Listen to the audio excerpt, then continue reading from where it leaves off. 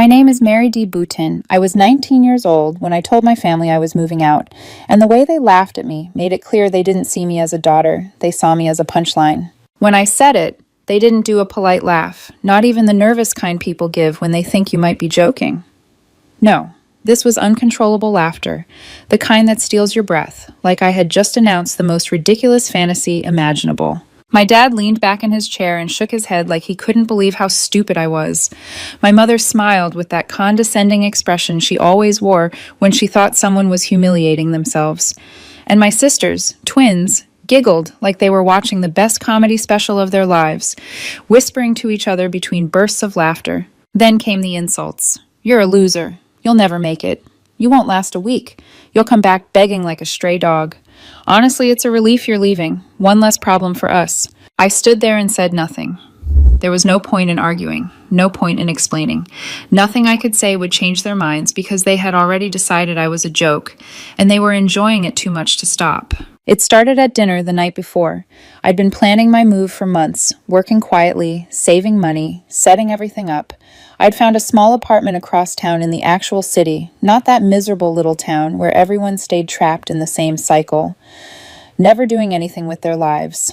I didn't need their help. I didn't need their support. I just wanted to let them know. "I'm moving out this weekend," I said. My father put down his fork and stared at me like I'd confessed to a crime.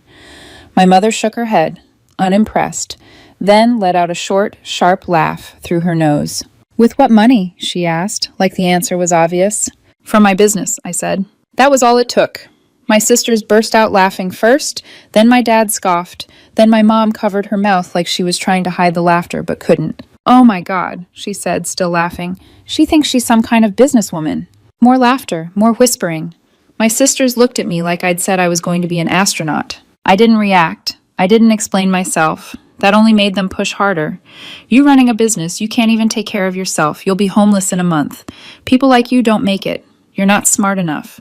Let's see how long it takes you to come crawling back." For the next 2 days, they made sure to remind me how much they didn't believe in me. My father sighed and shook his head every time he walked by my half-packed bags. My mom made sarcastic comments about how I should take pictures of my apartment so I'd remember it when I got evicted. My sisters whispered and giggled nonstop, looking at me like I was the biggest joke they had ever seen. It was pathetic, really. They acted like I had announced something insane, like I was running off to join a cult or live in the woods.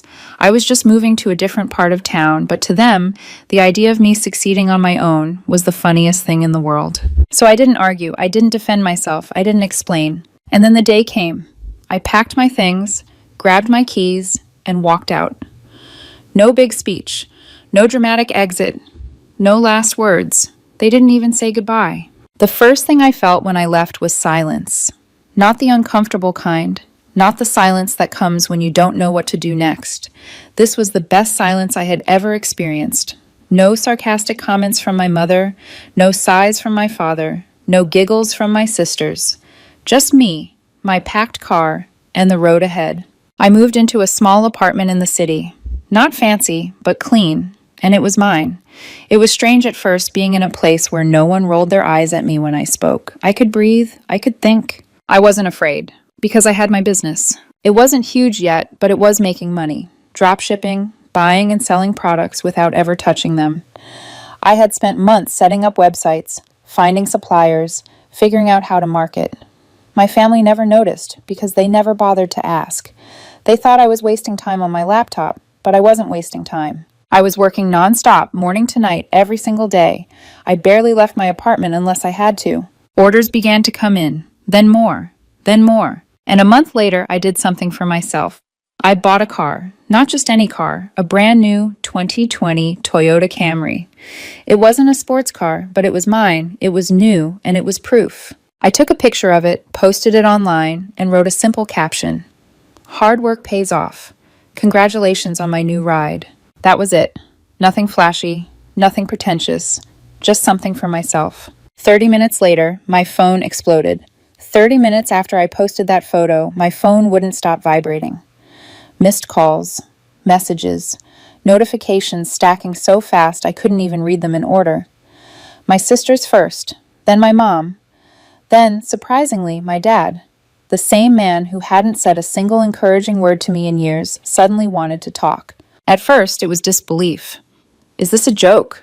Where did you get the money? You're lying. There's no way you bought that car.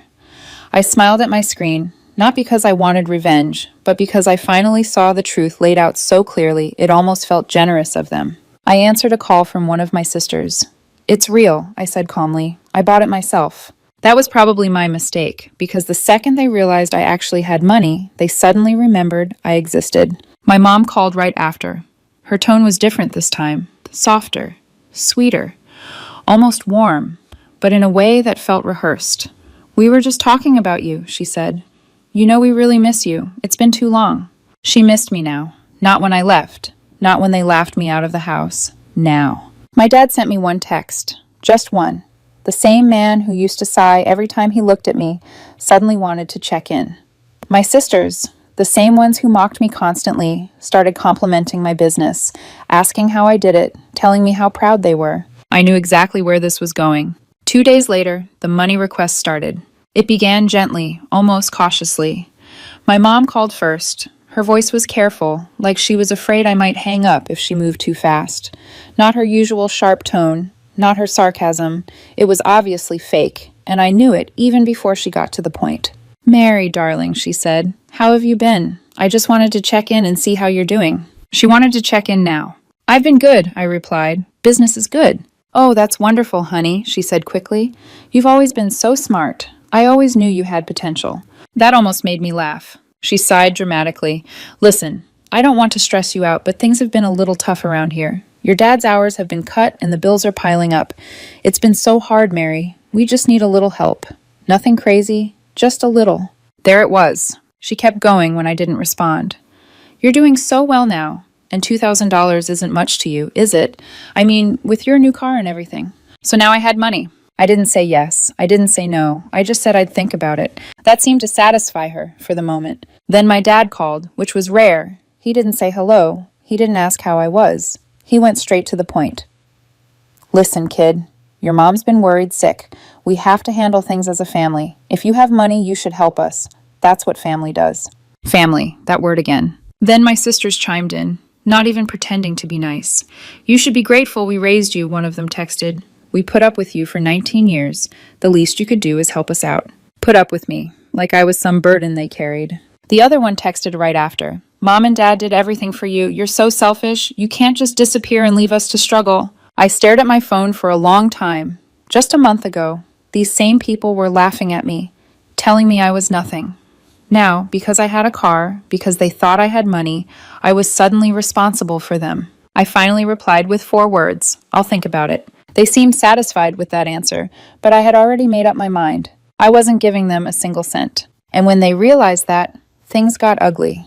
At first, they were patient, or at least they pretended to be. My mom sent little reminder texts, carefully worded to sound casual.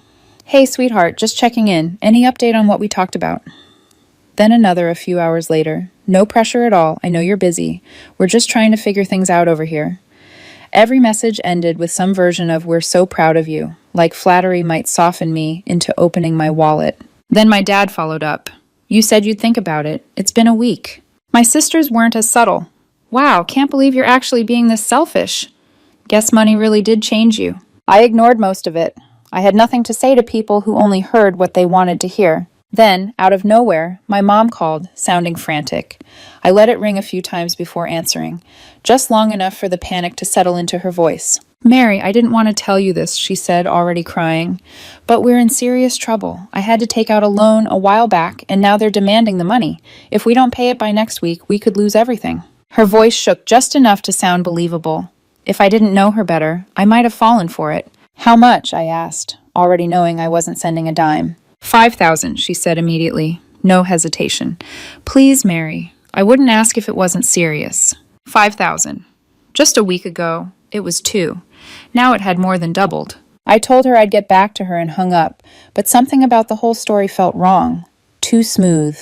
Too rehearsed. Like she'd practiced it. A couple of days later, I ran into my aunt. I was grabbing coffee in the city when I saw her walking toward me. My mom's older sister. We were never especially close, but she was always kind to me. She listened when I talked. That alone set her apart from the rest of my family. "Mary," she said, smiling, "it's been so long." We talked for a bit, catching up, and then I decided to ask. "My mom said she took out a loan," I said carefully. "She said she has to pay it back next week or they'll lose everything." The second I said it, her face changed. Her smile dropped, replaced by something between disbelief and frustration. "There's no loan," she said. I stared at her. "What?" "They're lying to you," she sighed. "I told your mother it was wrong, but she doesn't listen. She thinks you owe her, and she figured if she scared you enough, you'd pay." My stomach tightened. "She laughed about it," my aunt continued. "Said you're young, you'll make more money. It's not a big deal." I couldn't speak. "She's done this before, Mary," she said quietly. "Not just to you, to me, to other relatives. Always some emergency, always some crisis that doesn't exist. When people stop giving her money, she moves on to the next person." That was the moment everything clicked. They weren't desperate, they weren't struggling. They were planning. My own mother had sat there, invented a story, and tried to scare me into handing over thousands of dollars, and I had almost believed her. I walked home in a daze, replaying my aunt's words over and over. The fake panic, the perfect number, the sudden urgency, the way my sisters and dad had lined up right behind her. When I got home, my phone was full of new messages. "Please, Mary, we're running out of time. Be a woman and take care of your family." "Are you really going to let us lose everything?" I stared at the screen, disgusted. I could have called my mom right then and told her I knew. I could have exposed the lie, blown everything up in one angry message. But that would have been too easy. Instead, I sent one text. "I've been thinking. You're right, I should help my family. Meet me at the bank tomorrow at 2 p.m. I'll pull out the money in cash." The response was instant. "Oh, sweetheart, thank you," my mom wrote. "You have no idea how much this means to us." I smiled. I had a very good idea. I arrived at the bank early, not because I was eager, but because I wanted to see something. I parked across the street and watched the entrance like it was a stage. A few minutes later, my family appeared together. My mom near the door, chatting animatedly with my dad, my sisters trailing behind her, laughing and nudging each other like they were heading to brunch. Not a financial crisis. They didn't look scared. They didn't look desperate. They looked excited. That's when it hit me. They had already decided how they'd spend the money. My mom's little luxuries. My dad going back to doing nothing. My sisters shopping or planning some trip they'd pretend I didn't help pay for. They weren't worried about losing everything. They were celebrating before they even had the cash. I took a deep breath, got out of the car, and walked toward them. The moment my mom saw me, her face lit up. She actually reached out to hug me, arms open, like we were in some emotional reunion scene. I stepped back. No need for that," I said lightly. "Let's go inside." We walked in together. I went straight to the counter. My mom hovered close, like she was afraid I might change my mind at the last second. My dad stood back with his arms crossed. My sisters suddenly went quiet. I smiled at the teller. "Hi, I'd like to check my balance, please." My mom's smile twitched. "Mary, just withdraw the money." "1 second," I said. "Actually, can you also check if there's a loan under my mother's name? I'm just curious." The air changed instantly. My mom froze. My dad cleared his throat. My sisters exchanged looks. The teller glanced at my mom, then back at me. "A loan, you said?" "Yes," I replied calmly. I turned toward my mom. "The one you told me about. The one you desperately need to pay back before next week." My mom looked like she'd been slapped. Her mouth opened, then closed. Nothing came out. My dad stepped in. "This isn't necessary." "Oh, it is," I said, keeping my eyes on the teller. "Go ahead and check." My mom grabbed my arm. "We're leaving." I pulled away. "No, we're not." The teller typed for a moment, then shook her head. "There's no loan under this name." Silence. I turned to my mother. "That's strange," I said, "because you told me there was." She tried to speak, words tumbling over each other. I was going to explain. I didn't mean... I laughed. A real laugh, the kind that surprised even me. "Explain what?" "How you planned to steal from me. How you laughed about it and thought I'd hand it over like an idiot." My dad wouldn't look at me. My sisters backed away, suddenly very interested in the floor. I pulled out my phone, opened my aunt's message, and held it up. "You lied to me," I said, my voice steady. "And you've done this before." My mom's face crumpled. "Mary, please." "We're done," I said. I turned around and walked out. I didn't wait for excuses. I didn't need them. That night, my phone exploded. Calls, voicemails, texts layered on top of each other. We were scared. It was a misunderstanding. "Don't turn your back on your family. Do you think you're better than us now?" I blocked every single one of them. For the first time in my life, I felt free. But I wasn't finished. Blocking them felt good, but I knew it wouldn't be enough. People like my family don't stop just because you close one door. They find windows. They invent new emergencies. They rewrite history until they sound like the victims and you sound like the monster. I didn't want years of new numbers, new lies, new attempts to pull me back into the same cycle. So I decided to end it properly. A week later, I unblocked them just long enough to send one message. "I've been thinking," I wrote. "Family is everything. Life is too short for grudges. I want to make things right. Let's start fresh. My treat." Then I attached 4 plane tickets. First class, luxury resort in the Caribbean, all expenses paid. At least that's what it looked like. I didn't even have time to put my phone down before it started ringing. My mom's name lit up the screen, and for the first time in my life, I answered with a smile. "Oh, sweetheart," she said, already crying. "We knew you'd come around. We've missed you so much." My dad texted right after. "Proud of you, Mary. This means a lot." My sisters flipped instantly, like someone had switched personalities. "We knew you weren't selfish. This is going to be amazing. Family first, always." It was actually embarrassing how fast they changed. I told them to meet me at the airport in 2 weeks. I said I'd handle everything. All they had to do was show up. They didn't question it, not once. While they were packing swimsuits and bragging to friends about their upcoming luxury vacation, I booked my own real trip somewhere completely different. Quiet, peaceful, somewhere I couldn't be reached.